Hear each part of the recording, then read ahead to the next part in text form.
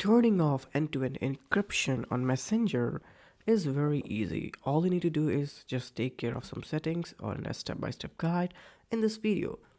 Okay, so first of all, you need to open your messaging app, which is very simple. Just open the app, go to the three lines and go to the privacy and safety settings. You can see on the screen by display. After going to privacy and policy, you have to go to the end-to-end encrypted chat. Going there, you have to see message storage option, which is on. You have to click there. There is no toggle. Remember, it's just an option.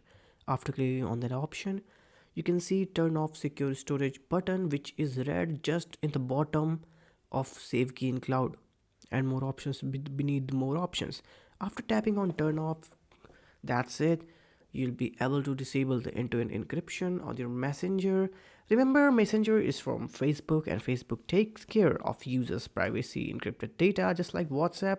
But unlike WhatsApp, here you can manually set and disable it, which is very easy. I already showed you in the video. End-to-end encryption means your message can only be read from the user's end side. No server, no company can read it in the middle of the chat. And I'll see you in the next one.